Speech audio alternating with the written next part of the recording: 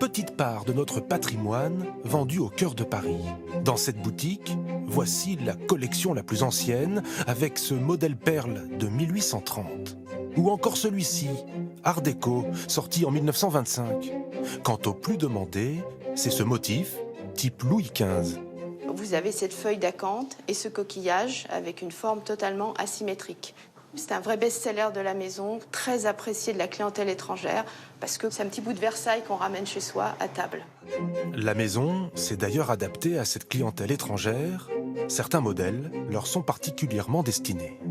Définition en dorure totale, qui plaît bien entendu à une clientèle qui peut être asiatique, mais qui peut être aussi d'Europe centrale, et qui donne une note de luxe complet sur la table. Un luxe digne des rois et des présidents. De quoi impressionner par exemple un président chinois, et ça n'a pas de prix. Mais ça peut s'acheter.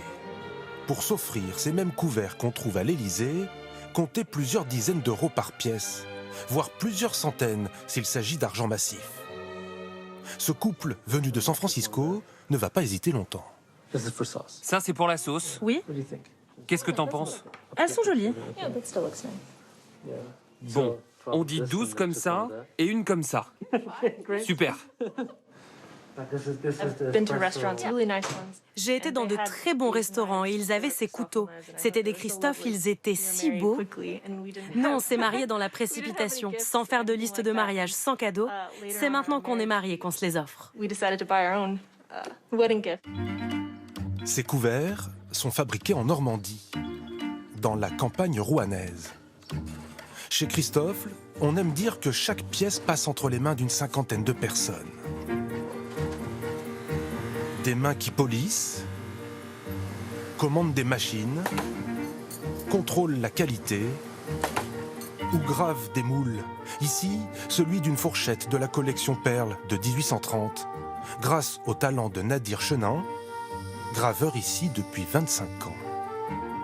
Je suis en train de polir les perles et les reformer impeccables, quoi.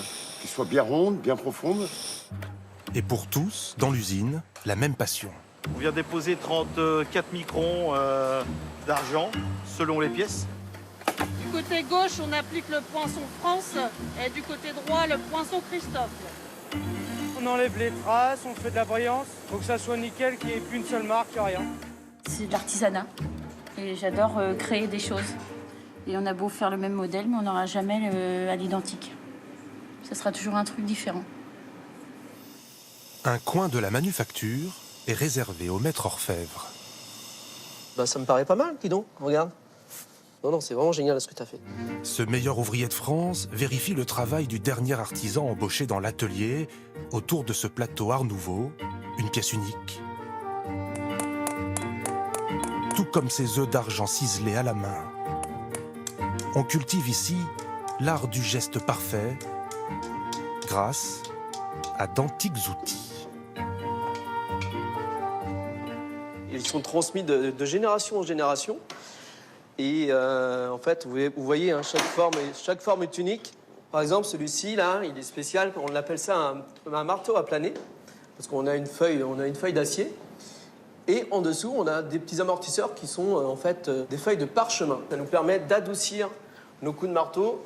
Et le but du jeu, quand on fait une pièce comme ça, c'est de ne plus voir les coups de marteau. À l'oreille, à l'œil et au toucher, il s'assure de la douceur de la courbe. Ces œufs servent de coffret pour les couverts de la marque, un écrin pour des produits d'exception.